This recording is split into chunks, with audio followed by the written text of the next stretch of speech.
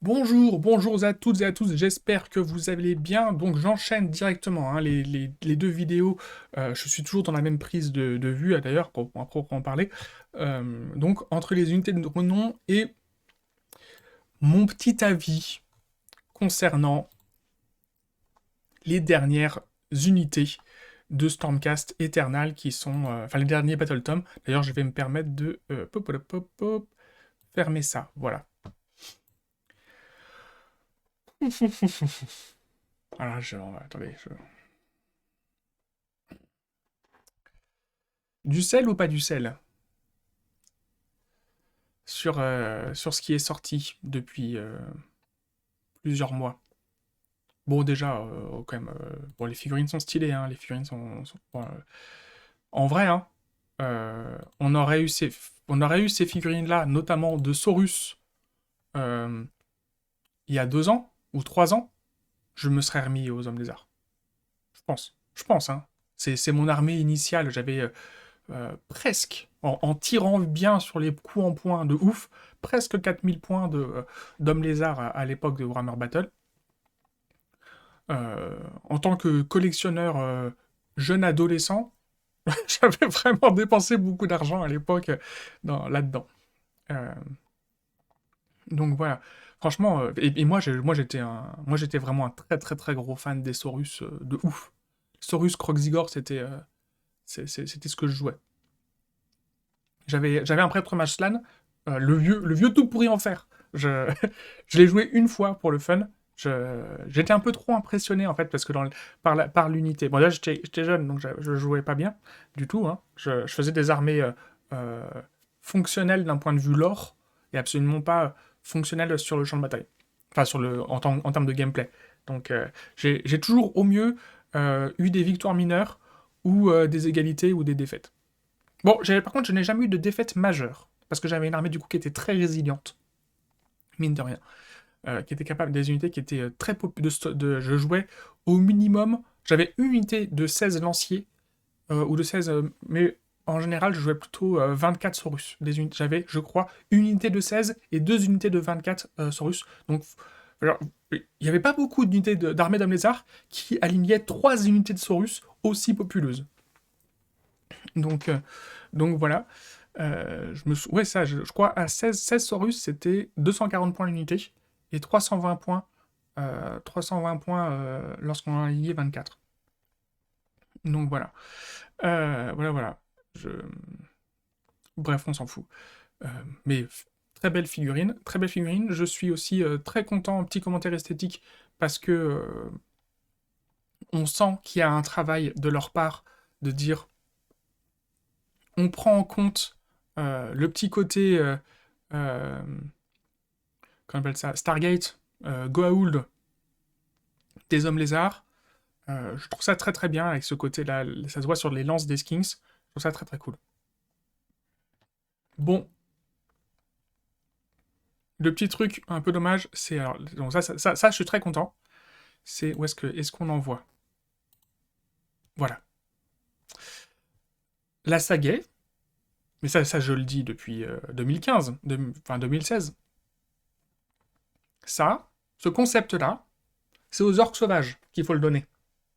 Hein? Il y en a plein le cul, les orques sauvages avec des arcs, alors que s'ils sont des chasseurs de monstres ambiance homme de Cro-Magnon, il faut leur faire des putains de saguets. Mais bon, bref. Le jour, le jour où Games va se dire, tiens, on va refaire les vieux modèles qui sont ugly as fuck. Bon. Donc, ça c'était la petite intro. Donc a priori, on va être un petit peu salé, un petit peu pas trop salé, parce que voilà. Bref. On va parler des nouvelles, de certains des nouveaux Battle Tom. Je vais commencer par Disciple of Tsench, parce que c'est le Battle Tom, donc il est là. C'est le Battle Tom qui est le plus vieux. Écoutez, euh, moi j'ai eu du mal. Hein. Quand le Battle Tom est sorti au début, Pride m'a accordé largement 2 heures, un samedi, le samedi qui a suivi la sortie de leur vidéo sur la chaîne de French Wargame Studio pour discuter avec moi au French Wargame Café. Parce que moi, oh là là, putain, j'étais pas content hein, quand le bouquin est sorti. J'étais pas content du tout de voir ce qu'ils avaient fait du bouquin en fait. Du concept d'avoir des unités très très fragiles avec des règles, des traits de bataille très très forts, dont le principe est en fait de mettre en perfusion permanente vos unités pour les soutenir. Alors, en fait, le truc, c'est que j'ai jamais beaucoup joué en abusant ou en surabusant des points de destin à l'époque, en V1, V2. Donc, à la première écoute et à la première lecture du Battle Tome et à la première écoute de leur analyse sur French Wargame Studio, eh bien, je m'étais pas dit, ah oui, on va effectivement utiliser et abuser et surabuser des points de destin. Je me suis dit, ok, c'est une option de gameplay qui était forte avant, qui est maintenant devenue très très forte, mais bon, bah, c'est pas comme ça trop que je joue. Surtout qu'a priori, si on veut jouer comme ça, on est de manière très obligée, en fait, obligé de suivre certains combos d'items, de sorts ou de héros. Un peu chier, quoi. Un peu chier.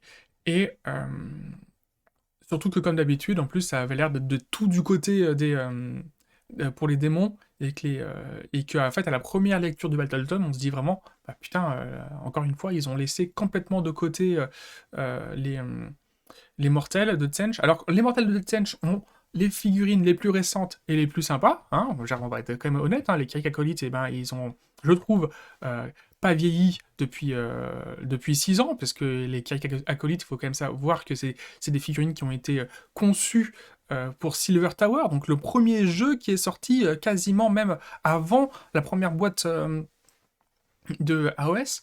Donc, et nous avions le concept esthétique des Kirik Acolytes qui était déjà dedans, et elles sont superbes ces figurines, elles sont vraiment classe, elles sont vraiment cool.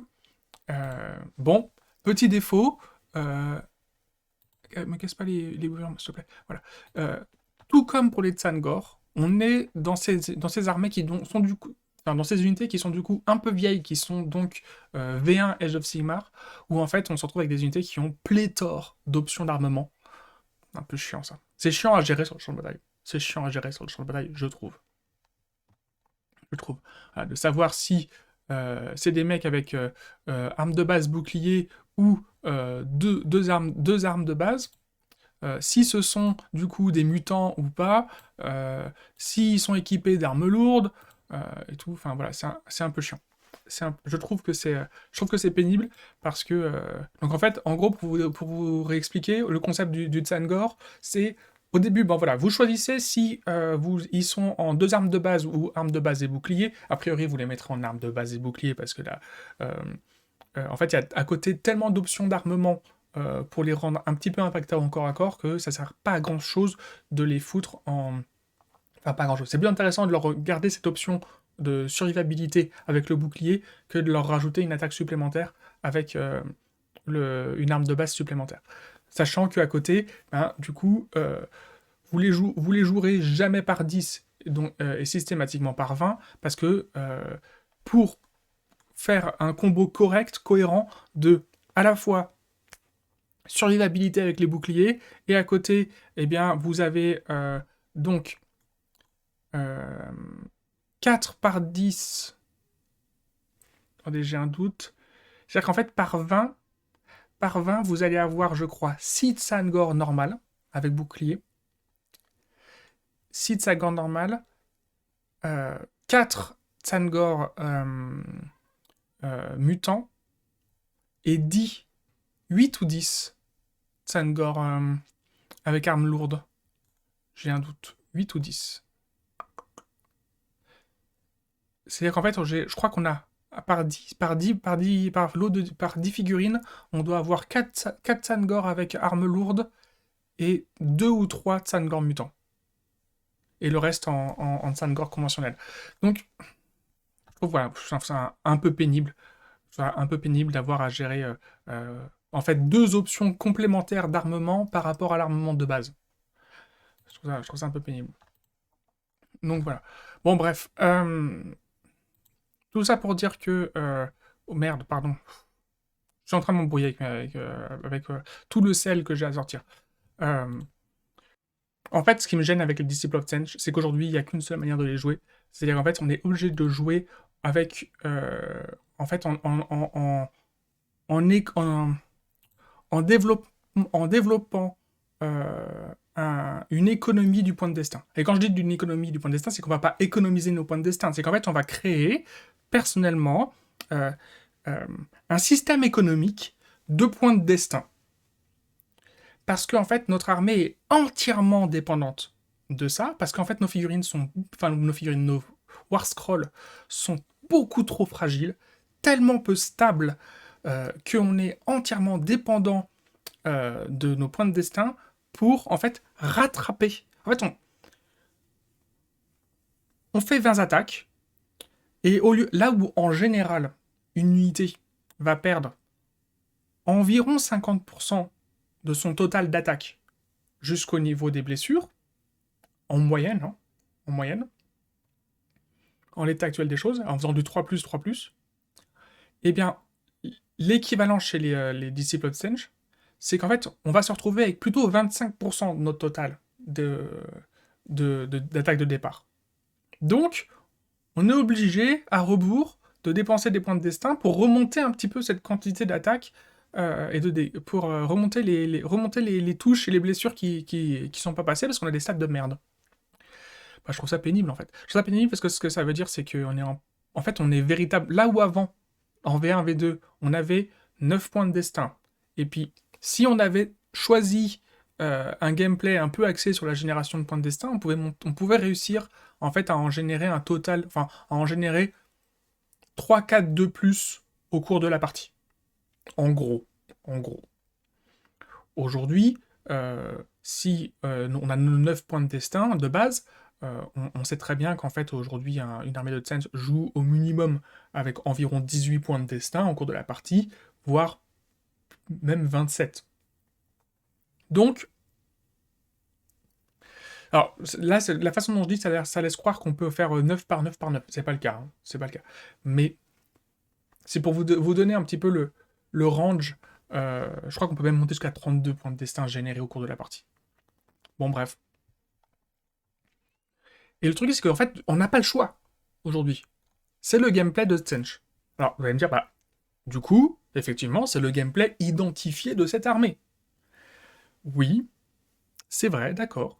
Mais ce qui me gêne, c'est qu'avant, on avait d'autres options de gameplay. Et que là, on les a, de manière unilatérale, perdues. En fait, on n'a pas le choix. Aujourd'hui, il faut mettre en perfusion ces unités pour pouvoir jouer. Bah, ça me fait chier. Ça fait chier. En fait, on a des armées qui gagnent en option de jeu depuis la V1, V2, V3. Hein.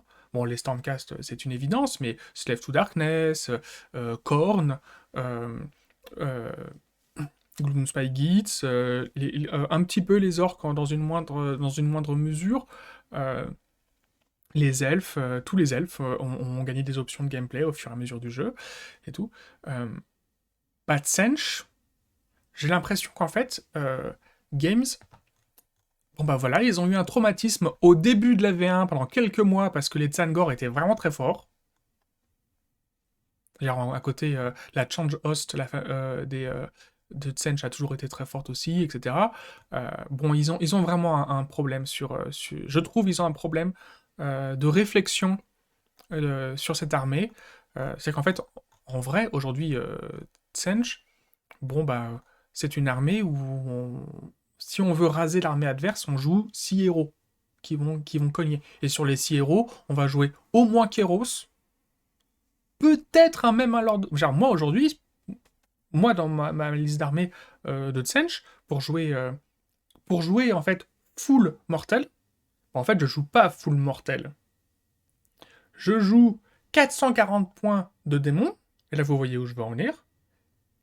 Et le reste, c'est que du... Non, pas 440 points, pardon. 840 points de démon. Et donc là, vous voyez encore plus où je veux en venir. Et à côté, je joue du Mortel de Tsench. C'est-à-dire que... Aujourd'hui, pour jouer du Tsench, Mortel, eh bien... On a le temps, hein, on est entre nous, on est sur Internet. C'est-à-dire, moi, aujourd'hui, je joue entre Pyrophane Cult et Cult of the Transient Form. Alors, Cult of the Transient Form, c'est pour troller. Hein. Enfin, c'est pas pour troller, mais de toute façon, voilà, je sais bien que ça n'a jamais été vraiment jouable et ce ne l'est toujours pas. Sinon, il faut jouer Guild of Summoners, mais c'est un peu la tristesse. C'est un peu la tristesse, je trouve, de jouer Guild of Summoners. Donc, on va jouer Pyrophane Cult, parce que c'est quand même viable. C'est viable. Donc, on met un plat, on se met en 2000 points. Donc, qu'est-ce qu'on fait quand on joue... Qu'est-ce qu'on fait? Eh ben en fait, on commence par ne pas se poser de questions. On fait Kairos Fateweaver, Lord of Change. Voilà. Vous avez fait ça, donc vous avez pris 840 points à votre armée, et maintenant, vous pouvez jouer Mortel. Vous pouvez, voilà. Donc en fait, quand on va jouer dans ce format-là, bah forcément, on va aller chercher notre Super Magistère, parce qu'il est trop bien. Il a toujours été trop bien. Il a toujours été trop bien, il est toujours trop bien. Donc voilà, donc on va chercher notre Magistère. Et après, ben donc pour jouer en culte du Pyro-Temple, et ben on fait 1, 2, 3. 1, 2. Donc on va aller foutre les trucs. Bien sûr, on les met avec bouclier. Et puis ça mange pas de pain, on va lui mettre les trucs. Hop là, 1, 2, 3. Voilà, pour lui mettre un petit peu d'armes lourdes, parce que ils gardent leur bouclier. Donc voilà. On fait ça. On en fait passer un aussi au niveau 2. Enfin, on le booste aussi un peu. Comme ça. Là. Lui, on peut le laisser tel quel. On va le laisser tel quel, en fait. Parce que sinon, on va se retrouver avec quelque chose de... avec beaucoup trop de trucs. Voilà, donc là. Voilà. Ça, c'est votre base d'armée.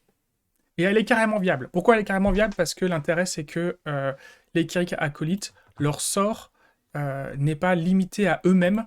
Donc en fait, le principe des Kirik acolytes, c'est que le sort qu'ils lancent fait un +1 en pénétration d'armure à l'unité qui reçoit le sort. Donc c'est ça, Gestalt Sorcery. Jusqu'à votre prochaine phase des héros, améliorer de 1 la pénétration d'armure pour les Sorcerous Bolt. Et en fait, en vérité, ce sont des unités de tir, hein. Ce ne sont pas des unités de corps à corps à proprement parler, hein. Les Kirik acolytes. Mais on a vraiment des stats de merde. On a vraiment des stats de merde.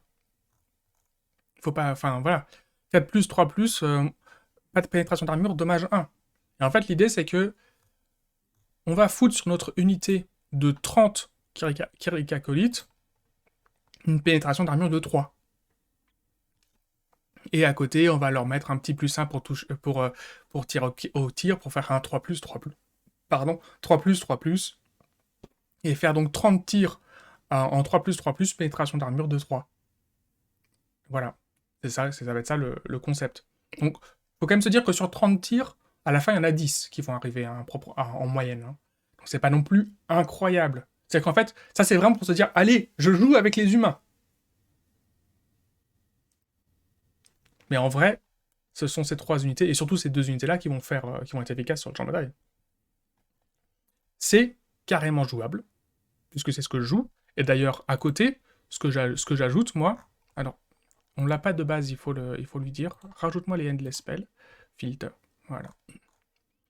Et bien du coup, je joue au moins, où est-ce qu'il est? Le Tome of Eyes, parce que c'est extraordinaire, c'est trop bien, le Tome of Eyes. Et éventuellement le Burning Sigil, mais du coup ça nous fait monter à 800 points.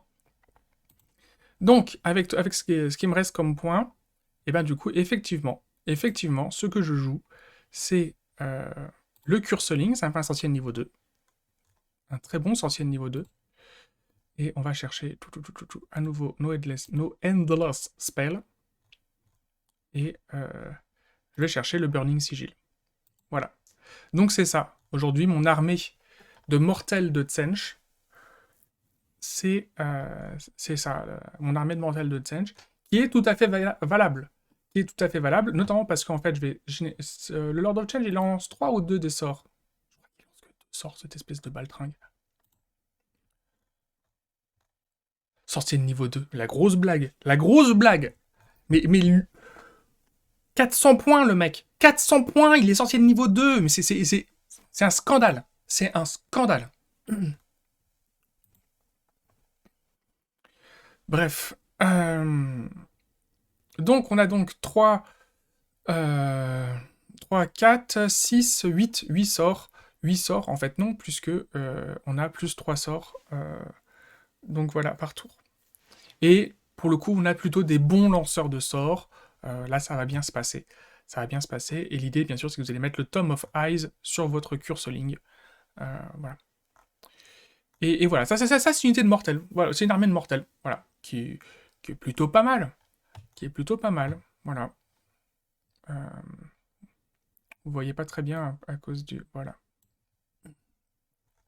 Qui est plutôt pas mal. Elle est jouable. Elle est même carrément jouable, celle-là. Si vous voulez partir en full Sangor, c'est beaucoup plus compliqué. C'est beaucoup plus compliqué de sortir une armée stylée en full Sangor. C'est... Faut s'accrocher, hein. Faut s'accrocher. Bon, tout ça pour dire que Disciple of Zench, bah pour moi, on est encore sur... on n'est pas sur la V3 de Disciple of Zench, et pour moi, moins sympa que la V2, en fait, de Disciple of Zench. Parce que, en fait, en V2 de Disciple of Zench, j'avais l'impression de pouvoir faire plein d'armées différentes, viables sur le champ de bataille, et sans pour autant jouer des trucs de bâtard. Alors qu'aujourd'hui, j'ai quand même vachement l'impression que Disciple of Zench, soit on joue des trucs de crevard, soit on joue pour perdre. Et je trouve ça pas très agréable. Je trouve ça pas très agréable. Parce qu'en fait, soit on joue dans l'unique mode de gameplay que nous a demandé de jouer Game Workshop, et on peut plus, en fait, on peut plus croire qu'on avait des options de gameplay comme avant. Et voilà. Donc ça, c'est le problème, hein, voilà. Comme je vous le dis, c'est le problème des unités qui sont fragiles et qui dépendent du coup de leurs traits de bataille qui sont très forts. Et du coup, nos unités fragiles coûtent cher parce qu'elles payent le coût en points de nos traits de bataille qui sont très forts. Nous allons voir une armée qui, quand elle est sortie, les gens ont dit « Oh là là, c'est trop bien, elle fait vraiment un Battle Tome trop trop bien ». Et c'est vrai, quand il est sorti, le Battle Tome était vraiment trop trop bien. Les Slaves to Darkness. Slave to Darkness, quand le Battle Tome est sorti, le Battle Tome était vraiment trop trop bien. Et il est toujours trop bien d'ailleurs, il est vraiment trop bien. Le Battle Tome des Slave to Darkness est vraiment super. Je l'ai là. Je l'ai là. Il est vraiment trop bien. On peut jouer quasiment tout de manière efficace. Et ça, c'est vraiment cool. Effectivement, aujourd'hui, au début, on faisait facilement la comparaison entre les Théridons ogroïdes et les élus, en disant « Oula, putain, il n'y a aucun doute, les élus sont nettement plus forts que les Théridons ogroïdes. » Alors j'ai un petit doute, ils sont à 170, 240. J'ai un tout petit doute sur... j'ai un tout petit doute sur... la quantité d'unités dans la figurine. Donc on les joue par 3, les Théridons ogroïdes. Je me demande si les élus, on les joue par 5 ou par 3. Alors, donc c'est vrai que ce ne sont pas des lignes. Chaos Chosen. On les joue par 5. Donc effectivement. Donc 240. Donc il y a 70 points de différence, mais il y a deux modèles deux modèles. Et en fait, ça ne fait aucun doute. Oui, c'est ça, parce qu'en fait, il y a la différence de deux modèles. Il y a la différence de deux modèles qui valent largement les 70 points. Il ne fait aucun doute, en fait. C'est que les Théridons Groid, ils sont très jolis.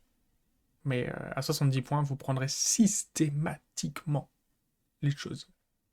Les élus sont systématiquement... En fait, vous allez me dire, 70 points, c'est important comme différence de coût en points, mais en fait, en termes de synergie et de gameplay et de ça, l'impact des 5 élus par rapport aux 3 Théridons, enfin 3 Ogroïdes, c'est le jour et la nuit. Vous prenez les Chaos Shonen. Ce n'est pas grave, ce n'est pas grave. Il y a des trucs qui sont plus stupides que ça.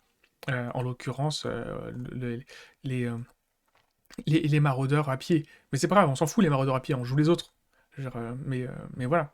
Moi j'aime beaucoup les maraudeurs à cheval, je trouve qu'ils sont encore, c'est encore une unité qui est très jouable. Et c'est cool, elle a des trucs, des règles sympas. Euh, Ce qui est sympa, c'est cette nouvelle unité, Sarakar, donc à 185 points, qui elle aussi a des petites options de gameplay un peu stylées, ses petites troupes qui l'accompagnent. Où est-ce qu'ils sont? C'est eux. Le pack Ils ont des petites règles qui sont un peu sympas. Alors je sais pas s'ils viennent d'Underworld ou de Warcry, je pense qu'ils viennent d'Underworld, eux. Oui, ils viennent d'Underworld. C'est la version précédente d'Underworld. Ils ont des petits trucs un peu sympas. Après, c'est pas incroyable, parce que de la téléportation et tout, bon, on en trouve ailleurs dans l'armée. Bon, la petite tristesse, effectivement, c'est le Mindstealer Sphyranx qui a perdu, en fait, la... sa règle est moins forte qu'avant. Moi, ce que je trouve grave, c'est qu'il a perdu son -2 en morale, en bravoure, qu'il faisait en bulle autour de lui, ce qui était ouf.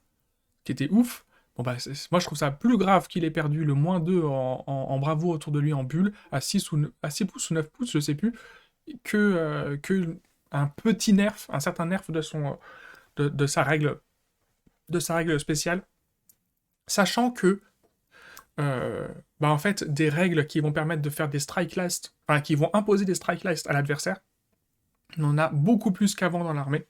Donc, euh, donc voilà. Sachant qu'on lui a foutu un sacré boost au corps à corps, quand même. Il a gagné, je crois, 2 ou 3 attaques.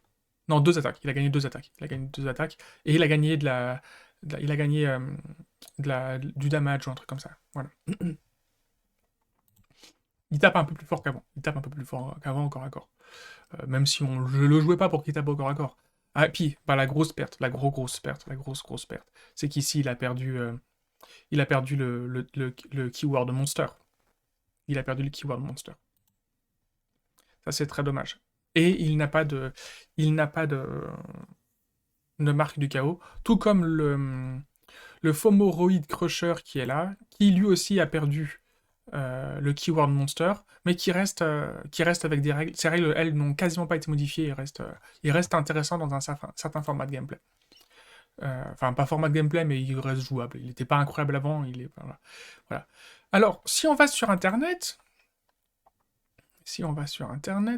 vous allez voir qu'ici, il y a une unité qui, aujourd'hui, est en rupture de stock. C'est les Unmade. Les défaits en français. Les Unmade. Alors moi, ça me dérange pas, parce que ça fait depuis que l'unité est sortie, donc ça fait 4 ans, que j'en ai 27. Bon, ils sont pas tous peints, ils sont tous montés. J'en ai 27.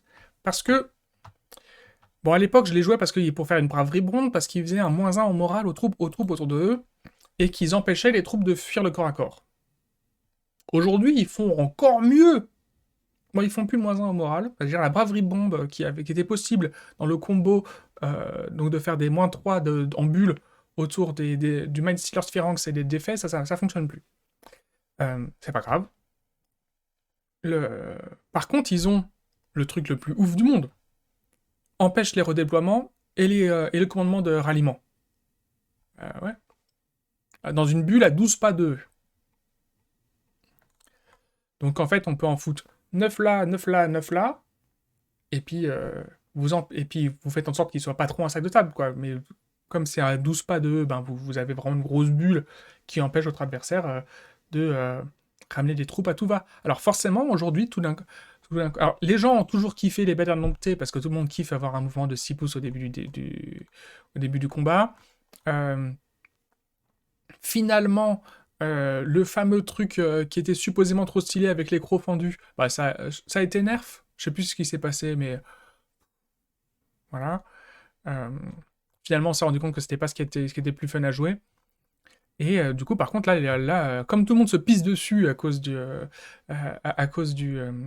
ralliement, des ralliements à 4+, des ralliements à 3+, des ralliements à 5+, qu'on trouve dans toutes les armées, et chez les Slave to Darkness d'ailleurs, de manière un peu stupide, hein, clairement, et bien, alors, du coup, maintenant, on va jouer au moins une, si ce n'est 2 unités de défait dans toutes nos armées.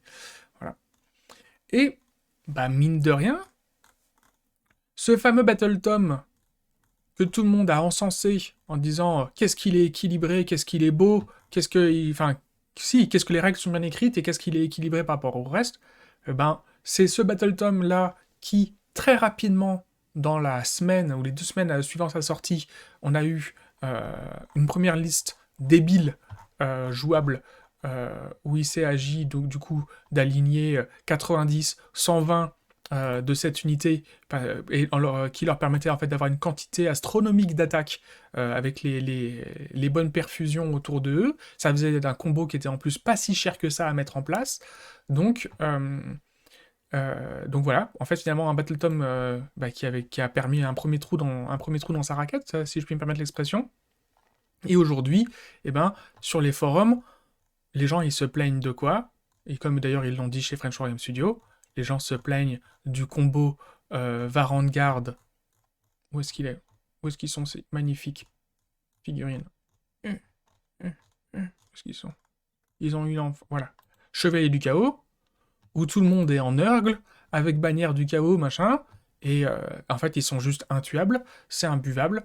Voilà, c'est une accumulation de combos hyper facile à mettre en place.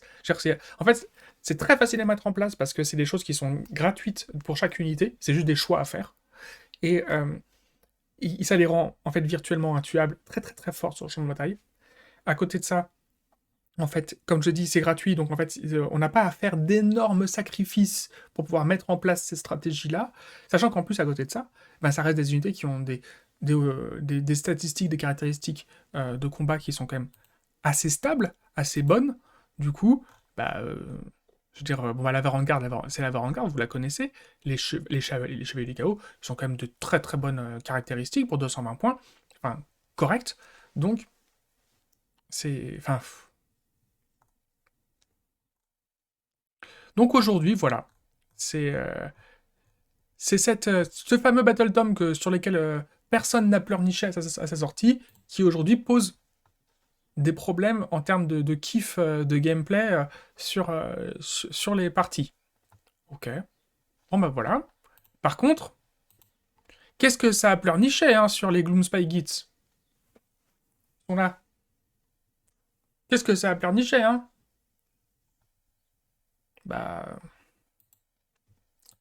Moi, je suis partie de l'équipe qui, quand j'ai vu le Battle Tome des Gloomspy Guides, je me suis dit, tiens, bah, enfin, ils sont jouables, ils ont des règles sympas, ils ont des synergies qui sont effectivement fortes, mais je me suis pas du tout dit une seule fois, je vais accumuler ces synergies comme un gros crevard pour gagner, pour pourrir la game à mon adversaire. Et pour une raison toute simple, c'est qu'en fait, c'est pas que c'est pas faisable, c'est juste qu'en termes de composition d'armée, c'est très peu logique. Ça fait très peu de sens, en fait. Enfin, là où, en fait, c'est très très facile à mettre en place pour les Chevaliers du Chaos et pour la Varangard, parce qu'en fait, ça ne coûte aucun point, en fait, de leur mettre ces petits bonus-là, c'est, en ce qui concerne les Gloomspy Guides, systématiquement un investissement en disant, bah, ça veut dire qu'il faut que je paye ce héros-là, qui est fragile, parce que toutes les unités chez les Gloomspy Guides sont fragiles. Attendez, mais j'aimerais bien pouvoir charger mon truc. Voilà. Et aller sur les Gloomspy Guides. Hop là. C'est-à-dire qu'en fait, tous nos héros, bon, ils valent pas très cher. Ils valent pas très cher. Mais ils sont tous fragiles as fuck. Ils se font dépop en 2 secondes. Alors, vous allez me dire, ouais, mais en ce moment, c'est la phase du jeu où nos héros, on peut les protéger. Bon, ça va. Ça va. Hein. Déjà, il n'y a pas tant d'armées que ça qui jouent en full tir. Donc on s'en bat les reins qu'on puisse pas les cibler au tir, puisque de toute façon, on va systématiquement les cibler à la magie ou leur péter la gueule au corps à corps. Donc ça va. Donc, nous avons nos petits bonhommes, nos petits trucs tout pourris. Bon, déjà, ils sont tous fragiles. L'autre truc, c'est que quand on joue dans un format d'armée, bah, en fait, on joue pas dans un autre format d'armée quand on joue Gloomspy Gits. C'est-à-dire qu'en fait, les bonus pour les, euh, les, les Skitterstrand, les skitters et tout ça, les araignées, et ben, c'est des bonus pour les araignées. Les bonus pour les squigs, c'est les bonus pour les squigs. Et les bonus pour... En fait, il n'y a que les bonus qui sont à destination des Moon Clans généraux qui peuvent s'appliquer à quasiment tous. Et même aux, aux, aux trolls, puisqu'ils ont maintenant systématiquement tous gagné le mot-clé Moon Clan. Je suis pas sûr que c'était le cas avant, qu'ils avaient forcément le mot-clé Moon Clan. Ou parce que, ah non, c'est parce qu'en fait, ils ont les synergies qu'il y avait avant, qui étaient Moon Clan, ils étaient Moon Clan Gits. Et les trolls étaient Moon Clan, mais ils n'étaient pas Gits. Et maintenant, ils sont Gits aussi. C'est ça le truc, il me semble. Je vérifie. Trogol, non, non, non, non, non, non. Gloom, voilà. Ils sont. Voilà, c'est ça qu'en fait. En fait, c'est ça. Avant, les trucs étaient Moon Clan, ils sont devenus juste bonus Gloom Spy Gits. C'est ça. C'est ça, il me semble. Donc, effectivement, il y a certains bonus qui sont réservés pour l'armée générique de base, qui avant étaient réservés pour l'armée générique de base, qui sont maintenant applicables à tous. Notamment, je pense aux bonus qui sont apportés par les Spore Splata et les Sneaky Snuffler, qui étaient avant des bonus qui étaient réservés vraiment au Moon Clan et qui maintenant s'appliquent à tout le monde, à toutes les troupes Gloom Spy Gits. Alors forcément, il me semble qu'aujourd'hui... Ah si, les Sneaky Sluffers sont revenus en disponibilité. Et... Non, ok. Alors, effectivement, le Squig Herd, maintenant... Squig Herd, Skragrot et Gobapalooza, ah bah, tout le monde les joue. Mais on s'en bat les couilles. C'est pas grave. Bon, déjà, je tiens vraiment à dire, non, le Dankol Trogboss n'est pas abusé. Il est fait pour permettre de jouer en full, en full troll.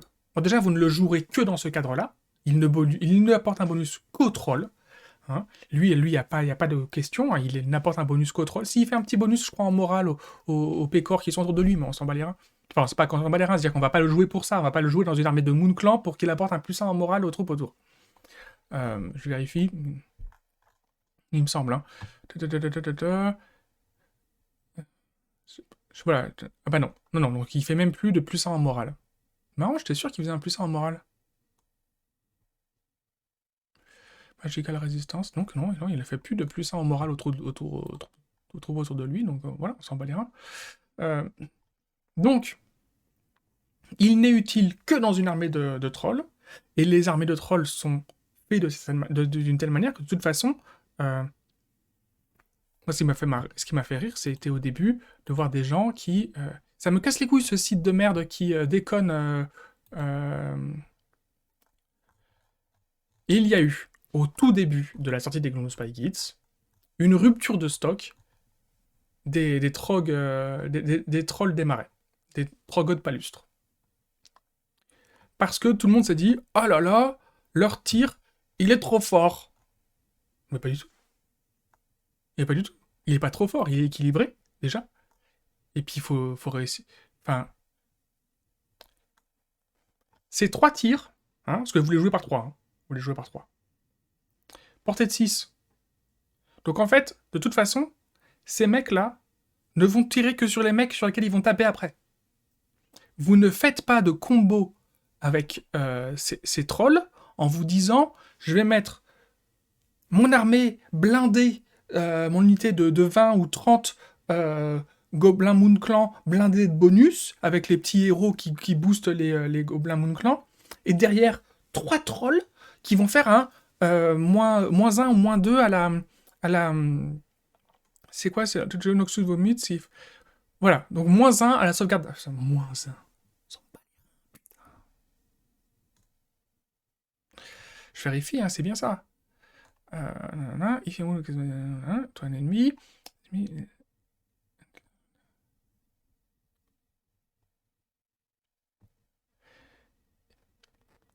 Oui, ouais, on ignore les bonus positifs à l'armure, mais c'est tout. Enfin, oui, c'est fort. Et ça ne se cumule pas. Ça ne se cumule pas. Mais c'est pas grave. Enfin, je veux dire, de toute façon, vous n'avez pas la portée pour le faire. C'est complètement con. Vous le ferez jamais. C'est un combo qui marque, qui se parle en théorie, qui ne fonctionne pas sur sur la table. Et d'ailleurs, très rapidement, en fait, les gens se sont mis à acheter des trolls des marais, et en fait, ça très rapidement s'est retombé, parce qu'en fait, on s'est rendu compte que c'est une phrase qui est dite en l'air quand on lit le truc en disant « Ah, donc c'est fort !» Mais c'est fort sur le papier, mais c'est fort que pour les trolls, parce qu'en fait, on ne jouera jamais des trolls des marais dans d'autres armées qui ne sont pas des armées de trolls. Donc voilà. Voilà, je le dis, c'est comme ça, on ne joue pas de trolls des marais dans une autre armée que pour les trolls. Ça ne sert à rien. Si vous voulez jouer quelque chose de tanky, vous allez effectivement aller jouer les trolls de pierre. Et effectivement, bon, ils sont à 140 points. 140 points, les trolls de pierre. Je vérifie. 160 points, 160 points. 160 points. Ils sont effectivement tanky, c'est ce qu'on leur demande. Ils sont résistants, c'est ce qu'on leur demande. Ils tapent correctement. Donc effectivement, les trolls de pierre, on peut effectivement les positionner en fond de cours quelque part pour garder, pour protéger un petit objectif. Donc oui, avoir une unité de troll de pierre, c'est pas déconnant.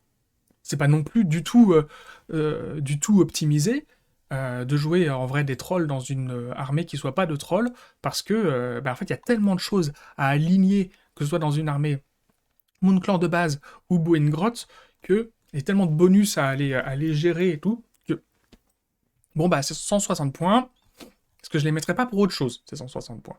Voilà. Et de toute façon, on ne joue pas de troll dans une armée d'araignées. Donc, en vrai, voilà, tout ça pour dire qu'en fait, en vrai, le fameux combo le fameux combo des trolls, bon, enfin voilà, quoi, en fait, c'est pas vrai. En fait, c'est pas vrai. Il n'existe pas ce fameux combo des trolls pour booster les autres troupes Shuta et compagnie. On ne le fait pas. Ça n'a aucun sens. On a autre chose à foutre, en fait, que de foutre 160 points de troll pour ça. On s'en bat les couilles, en vrai. On joue autre chose. Il y a tellement d'autres combos à faire que celui-là. Voilà. L'autre truc, c'est effectivement, l'aptitude du Trog Boss est vraiment bien. Elle est vraiment bien. Mais en vrai, c'est pas du tout le seul à le faire, hein. Il y a plein d'armées qui font des putains de bonus comme ça. Pourquoi on s'excite sur lui? Voilà, quand il fait l'aptitude de commandement au out attaque, donc il fait un +1 pour toucher et un +1 attaque pour l'unité de troll. Alors, c'est un point de commandement à dépenser, mine de rien. Et donc effectivement, et c'est limité aux trolls. C'est très bien les trolls, hein, c'est fait pour cogner et pour tanker. Donc c'est ce qu'on leur demande, c'est très très bien. Mais en fait, je veux dire, moi je le compare volontiers à un héros qu'on le voit peu, parce qu'en fait il y a tellement d'options de gameplay autour qu'on le voit peu. Mais moi, un héros que j'adore, et que je joue, pour le coup, et vous me voyez venir. J'espère que vous me voyez venir, parce que si vous me voyez pas venir, c'est que, en fait, vous me direz, ouais, mais vous me voyez pas venir, faut pas que je m'énerve. Mais, mais normalement, si, vous devriez me voir venir. Vendu Summonen, il le fait. Et il le fait depuis la V1. Alors tout le monde s'en bat les couilles de Vendu Summonen, mais alors aujourd'hui, il est carrément jouable parce qu'il vaut pas cher du tout. Il vaut pas cher du tout, Vendu Summonen. Mais en vrai, le Dankol Trog Boss, bon bah, il booste au mieux 3 ou 6 trolls. C'est pas mal, c'est pas mal, c'est pas mal. En vrai, c'est pas mal. Mais moi, Vendu Summonen, je le fais booster 10, voire 15. Voilà. Raréfaction. Order. Stormcast Eternal. Wisdom of the Storm, of course. Hammer of Sigmar. Budget Battle. Oui, c'est ça. 2000 points. Create Army. Boom. Donc, vendu Summonen. Putain, pardon. Vendu Summonen. 190 points, le mec. 190 points. Qu'est-ce qu'il fait, 190 pour 190 points? Euh, Bon, ça, c'est son tir à 4+, qui est pas foufou. Euh, Aucun Battle Shock à 24 pouces de lui. Il est sur un socle de cavalerie monstrueuse. Hein. 24 pouces c'est beaucoup. Bon, lui, il cogne fort quand il charge, c'est cool. C'est cool, mais c'est juste pour lui. Mais par contre, on choisit une unité Friendly Redeemer Hammer of Sigmar qui est entièrement à 12 de lui, on lui ajoute plus une attaque pour la phase de combat en cours. C'est pas une attitude de commandement. C'est-à-dire qu'en fait, on fait la même chose que les trolls, en fait, pour le même coup, avec lui. Alors, on va dire, lui, il est nommé. C'est pas grave. Il vaut pas cher. Et en plus, il fait une putain de bulle autour de lui anti, anti-truc, anti-machin. Donc, en fait, à côté, qu'est-ce qu'on fait? Bah, on en met deux, parce que comme ça, on sait jamais. Et puis elle, on la booste une fois. Éventuellement trois si on veut faire son crevard. Mais on va le faire qu'une seule fois, parce qu'on est des gens gentils. Et voilà. Donc, ça, juste le mec comme ça. C'est 20 attaques, potentiellement 20 blessures mortelles. Donc en fait, avec Vendu Samurend, 30 attaques, potentiellement 30 blessures mortelles. Je veux dire, à côté, mais le bonus du troll, on s'en bat les couilles, quoi. Enfin, c'est hyper fort. Bon, il y a plein de trucs hyper forts chez les Stormcast. C'est quand même hyper fort. Les, je veux dire, les... Vous voulez jouer de la troupaille? Vous n'êtes pas obligé du tout d'aller jouer en Célestial machin chose avec Gardus Steel, hein. C'est ça, en Alouette Knight. Oui, vous pouvez jouer de la troupaille avec... Enfin, de la troupaille avec les Alouette Knight et Gardus Steel. Alors, moi, personnellement, je trouve que le combo Hammer of Sigmar, troupaille vendu Hammerhand, vaut carrément le coup, hein. Bon, c'est un exemple. Je veux dire, les combos chez les Gloomspite Guides, ils étaient obvious, et finalement, bah, ça les a rendus jouables parce qu'ils ont vraiment des war scrolls. Bon, à part les trolls, extrêmement fragiles. Extrêmement fragiles. Bon, je pense que c'est une bonne chose que on ait limité la quantité de rappels, je sais plus comment on appelle ça là, de rappels de troupes pour tout le monde, parce que c'était devenu un débile. C'était devenu con. Et je pense que ça l'est vraiment, en plus, en l'occurrence, comme truc, comme combo. Je pense que ça l'est un peu comme système de gameplay. Je pense que c'est pas une bonne chose, en fait, de partir de d'évaluer le coût en points, la valeur d'une unité et dans l'ensemble d'une armée sur sa capacité à se régénérer ou pas, en fait à crever et à revenir. Je pense que c'est pas une bonne chose parce que je pense que c'est très très difficile à équilibrer. Je pense que c'est très difficile à équilibrer. Donc je pense que on aurait dû en fait se dire on a des options par-ci par-là où au lieu de se ramener sur du 6+, on se ramène sur du 5+. Et c'est tout. Et c'est tout.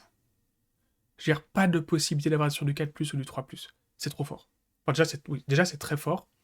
Et puis parce que, bah, en fait, ça a fait pleurnicher. Et en vrai, ça a juste fait pleurnicher. Parce que j'ai pas vu de... Bon, si, j'en ai vu, mais pas tant que ça. Moi, je vois beaucoup plus de gens sur les forums se plaindre à propos de gros combos casse les couilles à base de, justement, de Tsench full horreur rose et comme d'hab, hein, et de Slave to Darkness full Nurgle que pour le reste. Parce qu'en fait, pour le reste, eh ben, comme pour beaucoup d'armées, en fait, c'est des armées qui ont des règles de base très fortes, enfin, des règles d'unité, des règles... Soit on a des règles de base très fortes, comme pour les Stormcast Eternal, euh, certains orques et tout ça, qui leur permettent en fait d'être stables et que, en fait, si on n'arrive pas à aligner les bonnes synergies parce qu'on a perdu un héros, hein, ou quelque chose comme ça, et ben en fait on arrive quand même à s'en sortir de manière un peu convenable. Et ça c'est, je trouve personnellement, bah déjà, c'est plutôt agréable à jouer, surtout quand on est débutant et qu'on est sujet à faire des erreurs. Mais euh, euh, je trouve que ça permet une base de jeu plus sain que de se dire on les trouve fragiles, des troupes qui font les choses difficilement ou pas bien, et pour lesquelles on va en fait filer des combos de bonus par des grosses synergies avec des héros, ou des grosses synergies via les traits de bataille. Parce que en fait, eh ben, c'est carrément soumis au craquage, parce qu'il suffit qu'à un moment donné, eh ben, exactement comme il se trouve avec les Slaves to Darkness, ah mais oui, mais parce qu'en fait les cavaliers, bon, ils ont déjà des stats de base qui sont corrects, hein. En fait, ils sont pas fragiles les cavaliers, eux ils sont pas fragiles, ils tapent correctement, ils se déplacent vite, et puis en plus ils ont leur fameuse bannière, donc en fait il y en a, tout d'un coup on se retrouve avec un combo de bannière, héros qui accompagne, qui va foutre un bonus pour toucher, pour blesser le sorcier. Et puis en fait la marque du chaos de Nurgle. Ce qui fait qu'en fait avec bannière de Nurgle, bannière de Nurgle, marque du chaos de Nurgle, ils sont intuables. Et puis à côté tu leur fous un héros ou deux pour leur filer une ou deux synergies, et on se retrouve avec un truc, mais en fait increvable quoi, increvable. Et ça prend en moyenne un tiers des points de ton armée sur 2000 points. En gros c'est un combo qui se fait à 600 points. Donc en fait, si on fait son bâtard, on peut le faire 3 fois. Non mais bien sûr, on va jouer d'autres choses, mais vous voyez ce que je veux dire. Vous voyez ce que je veux dire. Donc, en vrai, voyons ce qui va se passer sur la table. Je ne sais pas. Apparemment, les Séraphons, c'est aussi des gros trous dans la raquette de base. Donc, à voir. Euh, Mais on constate quand même qu'il y a quand même pas mal un décalage entre on pleurniche à la lecture du Battle Tome, en fait. En fait, ça va. Genre, les Gloomspy sont pas en train d'enculer la méta comme ça a pu pleurnicher au début la première lecture du Battle Tome. C'est pas du tout ce qui se passe. Et tant mieux, d'ailleurs. Et tant mieux. Et enfin, bon, les Beasts of Chaos. Qu'est-ce que vous voulez que je vous dise sur les Beasts of Chaos? Putain.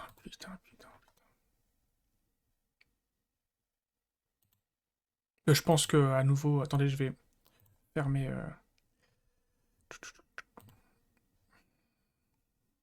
Il est là, le Battle Tome, hein, il est là.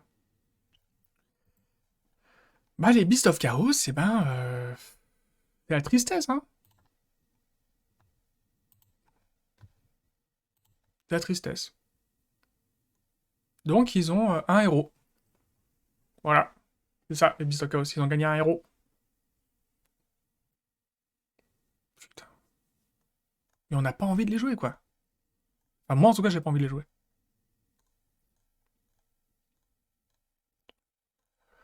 Oh là là, mais la tristesse des figurines, quoi. La tristesse des figurines. Attends, ils ont pas eu des nouvelles figurines de Bestigor? Non. Non, ça, c'est du vieux truc de merde. Non, effectivement. Attends, les Bestigor, c'est pas des nouvelles figurines, c'est pas possible. Non, les Bestigor, c'est pas des... Je le crois pas. Si on me dit que les Bestigor, c'est une nouvelle unité, je le crois pas. Pas possible. Bon, bah voilà, c'est la putain de tristesse, hein, ce Battle Tome. En fait, c'est exactement... En fait, je vais vous dire. Quand j'ai pris le Battle Tome et j'ai commencé à le lire et à feuilleter, et je l'ai lu, j'ai lu les règles, etc., j'ai eu exactement le même sentiment qu'au premier Battle Tome des Beasts of Chaos. Je me suis dit, si c'était pour sortir ça, c'était pas la peine. Alors vous allez me dire, oui, mais ça rend l'armée jouable à AOS. Ouais, c'est bon, ok, voilà, voilà, ok. Donc, le premier Battle Tome était un Battle Tome de resoclage avec un élément de décor et des sorts persistants pour pouvoir jouer l'unité, enfin jouer l'armée de manière plus ou moins jouable parce que c'était quand même vraiment de la merde. Je suis désolé en termes de règles, c'était vraiment pourri euh, pour pouvoir jouer l'armée à AOS. Ok, très bien. Bon bah du coup maintenant si on a attendu une version, enfin ça fait quoi, ça faisait 4 ans, 5 ans qu'on n'avait pas eu de bouquin pour les Beasts of Chaos, bah on sort autre chose qu'un héros. Déjà, excusez-moi, on sort autre chose qu'un héros en termes de figurines. Parce que putain, elles sont laides as fuck, les figurines de. Genre, même les fameux Bulgors, dont les gens disent oh, quand c'est sorti quoi, en 2015 ou 2014, les figurines, oh, ils sont beaux. Non, ils sont laids. Ils sont laids. Déjà, à l'époque, les autres figurines qui sortaient, elles étaient mieux. Ils sont laids. Je suis désolé. On est sur les Beasts of Chaos, l'armée où on devrait avoir des monstres trop stylés, du boulot de ouf là-dessus, que dalle. Que dalle. On s'en bat les couilles des monstres des Beasts of Chaos. Bon, ce qui n'était pas normal à la sortie de, du premier bouquin, c'est qu'il y avait une putain de confusion entre la jouabilité des Ungor, des Gore et des Bestigor. C'est-à-dire qu'en fait, on ne jouait pas de Gore, il ne servait à rien, on jouait directement du Bestigor. Moi, je n'aime pas les armées, enfin, je n'aime pas les unités qui font la même chose pour le même coup en point que l'unité d'à côté. C'était pour ça que je n'étais pas content lors de la V2 sur la sortie des Stormcast, de la sortie du combo des... où est-ce qu'ils sont ces connards? Les Sekitors? C'était les Sekitors? Où est-ce qu'ils sont? C'est-à-dire qu'en fait, je l'avais dit, à l'époque, ce qui est aujourd'hui les Vindictors, c'est ce qui aurait dû sortir en V2 euh, quand sont sortis les... Où est-ce qu'ils sont? C'est con. Les Sekitors. Voilà. Les Sekitors faisaient la même chose pour 5 à 10 points de plus que les Liberators, en beaucoup mieux. Ce n'était pas possible de faire ça. C'était juste pas possible de remplacer l'unité de base par une autre unité de base qui faisait la même chose sur le champ de bataille. C'était pas possible de faire ça. Genre, on ne sort... Enfin, ce n'était pas ni économiquement intelligent, ni d'un point de vue lore, d'un point de vue gameplay, d'un point de vue... Enfin, tout était de la merde. Il fallait, à l'époque, sortir directement des gars avec des lances. On avait eu des tonnes de conversions sur Internet où des gens avaient pris leur Liberator et leur avaient foutu les lances et les boucliers ronds très très beaux des prosécuteurs avec javeline, et ça faisait du coup avec les libérators des mecs style gréco-romain hyper classe. D'ailleurs, on va pas se mentir, hein, on se voit dans cette V3 avec dans un style gréco-romain hyper poussé. Au niveau de ces unités, je veux dire, voilà, on le voit très très bien avec je sais plus qu'on appelle ça, là, les franges, machin, là, truc d'officier. Bref. Pas content sur les Beasts of Chaos à l'époque, toujours pas content sur les Beasts of Chaos aujourd'hui. Je trouve que, en fait, je vais vous dire, ils ont des règles, qui sont les règles des Beasts of Chaos, et c'est tout. C'est qu'en fait, je trouve que l'armée n'a esthétiquement aucune identité propre au Beast of Chaos tel qu'il pourrait l'avoir dans Age of Sigmar. C'est que des vieux modèles, qui sont tristement pauvres en termes de position et tout, de décorum, d'esthétisme. En fait, c'est les Beasts of Chaos, c'est exactement comme les orques sauvages. On est Enfin, esthétiquement, ça renvoie la même chose, quoi.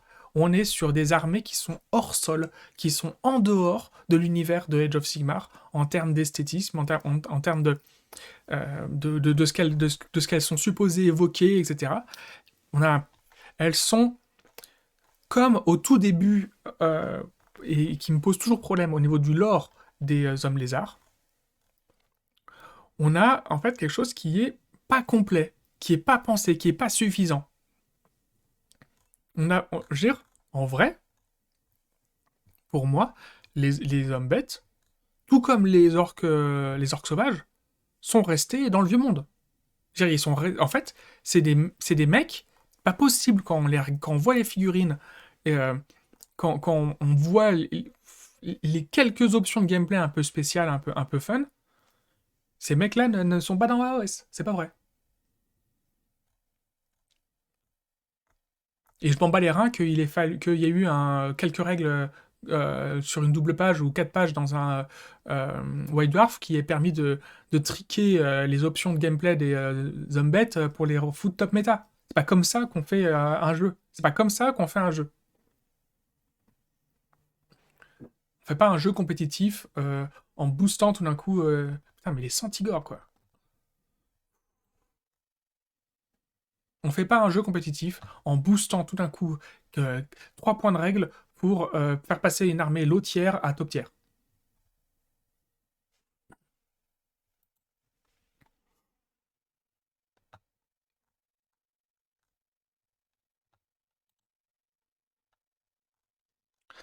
Donc, Beast of Chaos, très déçu. Très très déçu. Enfin, j'en entendais pas grand chose, parce que je m'en foutais un peu, j'avais d'autres choses à penser quand il est sorti. Mais quand le bouquin est sorti et que j'ai commencé à le lire, je me suis dit, mais c'est une blague. C'est une blague. Ils sont pas sérieux.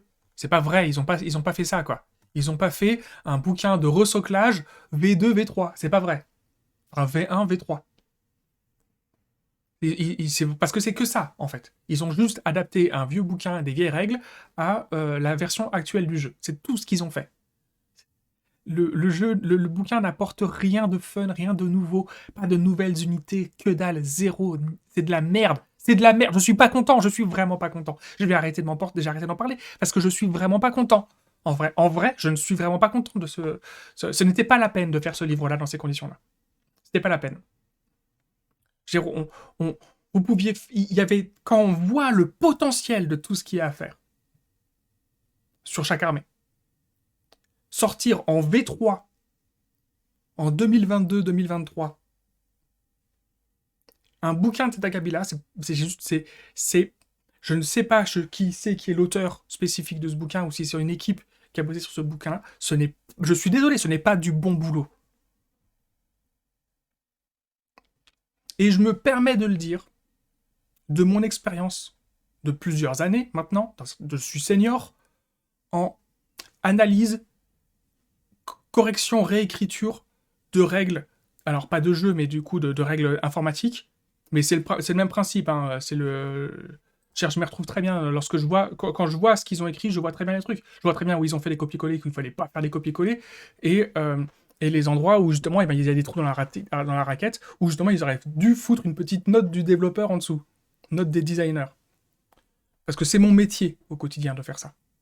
De prendre les documents, de les corriger et de savoir où est-ce qu'il y a justement des trous dans la raquette qui vont créer des bugs ou pas, ou laisser la porte ouverte à des bugs futurs ou des mauvaises mises à jour et empêcher des mises à jour. Enfin bref, on s'en fout.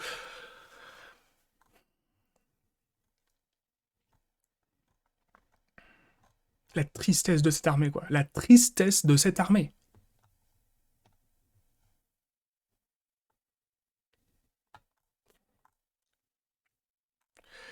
Dites-moi en commentaire ce que vous en pensez. Dites-moi. Pour toutes les trois armées que j'ai abordées, les quatre armées que j'ai abordées, hein, Slay to Darkness, Spell Git, Beast of Chaos et Disciple of Change, ce que vous en pensez. Bah, la Disciple of Change, putain.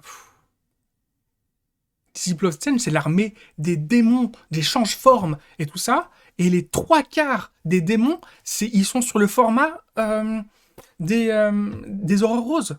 Mais la tristesse du truc. Putain. Le format des Aurores Roses qui s'arrive toujours pas à équilibrer. Putain, mais cette armée, elle me fait tellement mal au cœur, quoi.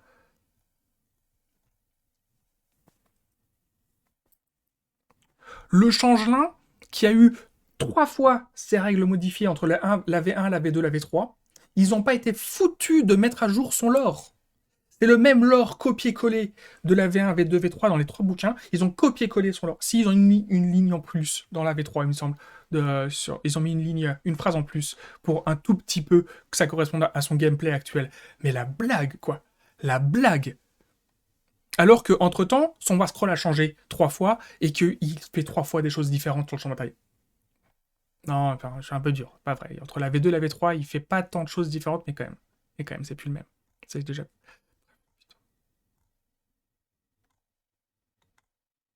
L'ogroïde thaumaturge, vous voulez qu'on en parle de l'ogroïde thaumaturge un tout petit peu?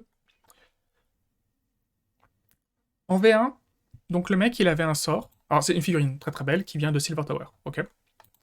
Très très belle figurine, hyper classe, hyper sympa.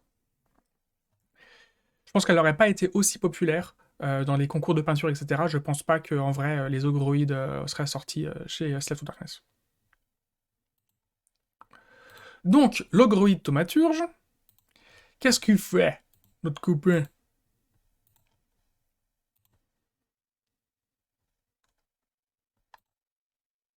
Donc, 170 points.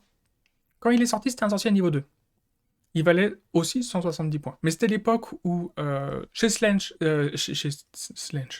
chez Tsench et chez d'autres armées, on pouvait trouver facilement des héros qui étaient aux alentours de 150-200 points et qui pouvaient être des sorciers de niveau 2. Là, aujourd'hui, ça n'existe plus. Bon, 170 points, on se dit, ok, c'est un sorcier de niveau 1. C'est pas grave. C'est pas grave, c'est pas grave. 8 points de vie, c'est cool. Enfin, 8, score de blessure de 8. Ok, c'est cool, c'est une grosse figurine sur un socle de 50 mm. Très bien. Il tape un peu au corps à corps, mais le problème de Tsench, c'est que en fait, Tsench a vraiment le cul entre deux chaises. C'est-à-dire qu'en fait, on n'a pas, à part l'autre kéké, le, le cursoning, en fait, on est vraiment sur une armée qui est très très très marquée en termes d'identité esthétique, ce qui est bien, mais du coup, en fait, le côté, eh ben, homme du chaos en full armure, ben, n'est absolument pas du tout représenté au niveau des héros personnalisés de Tsench. Donc, effectivement, il a un petit bonus pour taper les gens au corps à corps et tout, et donc c'est là Berserker Rage, et son sort, capacité de sort pour lancer de 7, portée de 18, fait un D6 dégâts, et si ce D6, et sur les D6 dégâts infligés, eh bien, enfin des mortal wounds, blessures mortelles, on régénère autant de blessures sur ce personnage. Alors, aujourd'hui, enfin non.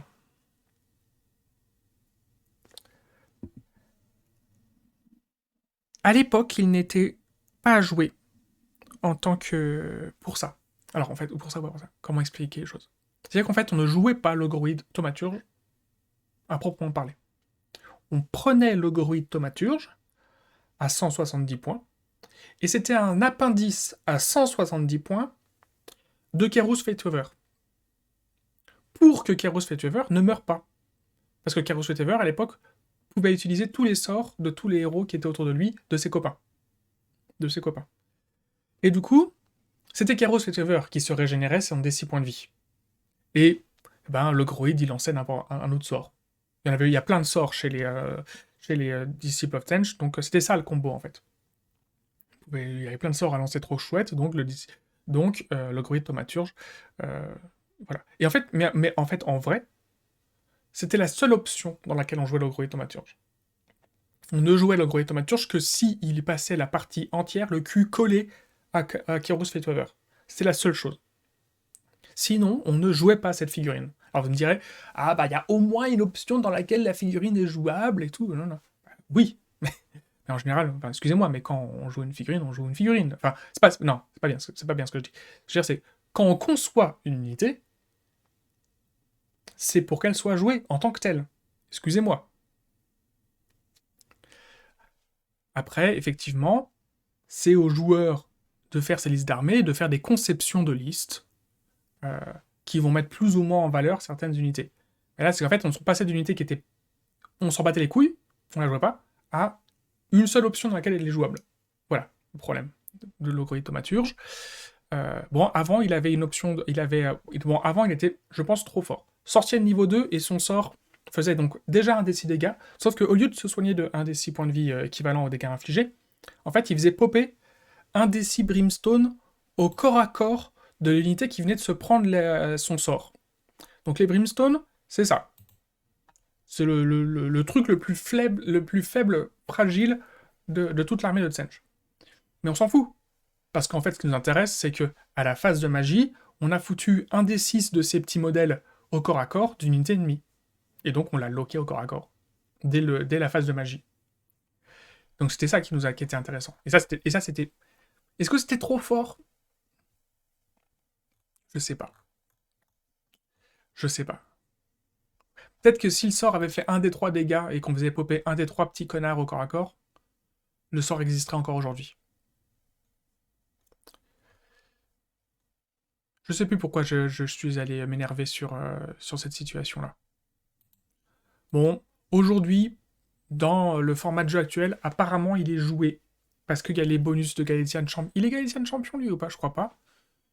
Il a 8 points de vie. Est-ce qu'à 8 blessures on est Galician Champion? Je sais pas. Je vais être absolument honnête avec vous. Je ne joue pas cette V3 actuelle. Je joue encore dans la V3 précédente je joue pas en champion de galet. Je joue en Galétian, aux unités de Galétian précédentes, de la version précédente.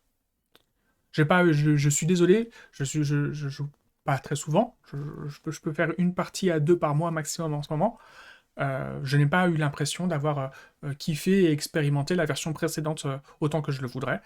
Et étant donné, en fait, Bah, déjà, je trouve que ça fait beaucoup de règles, ce bouquin-là de règles. Je trouve qu'il fait ce manuel général actuel avec l'égalité de champions. Je trouve que ça fait beaucoup de règles en plus. Ça me saoule. Et, euh, et du coup, bah, je la joue pas. Et en plus, bah, effectivement, j'ai eu l'impression que ça permettait de faire des combos avec des héros bah, qui, en l'occurrence, pouvaient permettre pas mal de trous dans la raquette. Euh, Plus que les combos relous de la version précédente. Je trouve, personnellement. Donc, on va bien voir ce que sera. On va bien voir ce que sera le prochain Battle Tome, le prochain manuel du général qui va sortir cet été. Euh, donc voilà. Mais pour moi, aujourd'hui, le problème de notre version actuelle de jeu, de cette V3 d'Age of Sigmar, ce n'est pas des règles personnelles d'unité trop fortes, ou pas assez fortes. Le problème, c'est le déséquilibrage des traits de bataille. Clairement. Et notamment, en fait, l'incapacité de Games à équilibrer convenablement ces règles. Et bah, il suffit de voir les armées qui ont des bâtiments ou pas, qui ont des éléments de décor ou pas. Pour moi, c'est une évidence depuis leur première sortie. Il y en avait déjà en V1. Je sais plus s'il y avait déjà en V1. Si, il y avait peut-être, je crois, déjà en V1 des éléments de décor.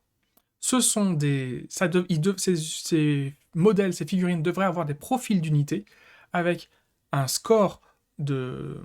une valeur de construction, une valeur de bâtiment qui serait l'équivalent d'un combo blessure-armure et un coup en points.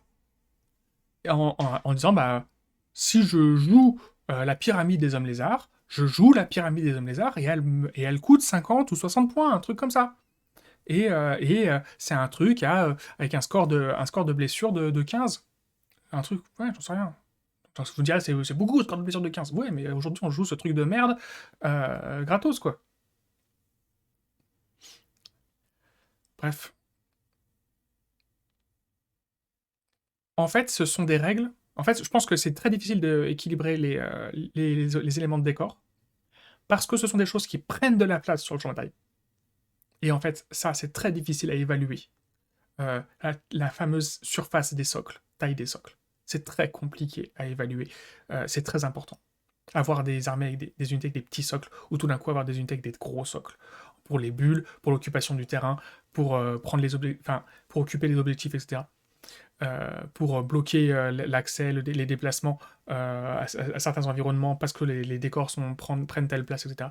Bref, c'est empêcher des unités de passer dans un certain rayon autour de vous, parce que sinon ils rentrent dans la marge des 3 pouces, etc. Bref, les éléments de décor des armées, c'est très compliqué à équilibrer à cause de leur surface, notamment, à cause de leur taille.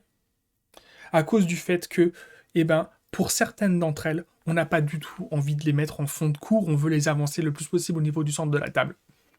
Donc, à cause de ça, je pense que ce sont des modèles, des figurines qui devraient avoir sur leur fiche d'unité un coup en point. Et dire, bah, je joue avec ou je joue pas avec. Et ça devient une option de gameplay, un choix en termes de détermination d'armée, savoir si je joue avec. Mais bon, là, on part dans les si, on parle dans l'hypothétique, et du coup, c'est des conversations qui peuvent se faire ailleurs autour d'une bière. Euh, donc en fait, c'est finalement plutôt salé. Plutôt salé sur cette seconde partie de V3, en fait. Plus salé sur cette seconde partie de V3 que sur la première partie de V3, en fait, en vrai. En vrai, Galatian Champion est pour moi... Bah, je vais vous dire ça, mais je l'ai pas joué, parce que du coup, j'ai pas eu envie de me faire chier avec cette version-là du jeu. Mais je trouve, en fait, que ce format où on va mettre des bonus sur certains types d'unités, actuellement, en vrai, j'espère vraiment que le prochain manuel du général ne va pas nous faire bon bah maintenant ce sont l'artillerie et la cavalerie qui sont super forts. Bon, ça pourrait être intéressant. Mais en vrai, j'ai pas envie que ce soit ça. En vrai, j'ai pas envie que ce soit ça. En vrai, je préfère avoir des scénarios. Je préférerais même que, en vrai, ils nous proposent des campagnes scénarisées dans, dans les prochains, dans le prochain manuel général. Des, des, des, des options de campagne scénarisées en mode équitable. J'aimerais bien qu'ils proposent des trucs comme ça. Euh, qui installent des règles un petit peu de suivi. Enfin bref, je sais pas. Il y a plein d'options. Il y a tellement d'options de création de jeux. Comme j'ai dit, je vais pas partir d'ici. Si vous êtes resté jusque-là, eh ben, merci beaucoup. C'est cool. En vrai, vous n'êtes pas nombreux à rester au bout de mes vidéos. Euh, je vous remercie pour votre attention. Et en vrai, on en parle dans les commentaires. Je réponds toujours aux commentaires, quasiment à peu de choses près. Euh, je réponds aux commentaires. Même si c'est pour me dire, mec, t'es soporifique, j'utilise tes vidéos pour m'endormir. Ça me fait plus plaisir qu'autre chose, en vrai. En vrai. Tant mieux. Moi qui ai vraiment, vraiment du mal à trouver le sommeil, si même en fait, finalement, ma voix vous permet de vous endormir, eh ben, très bien. Très, très bien. Je vous remercie pour votre attention, je vous souhaite une bonne journée, et puis je vous dis à très bientôt. Ou pas. Je vous dis pas à très bientôt, parce qu'en fait, en vrai, je sais pas quand est-ce que je vais avoir l'énergie ou quoi que ce soit pour sortir une vidéo, j'ai tellement de choses à faire. Ciao.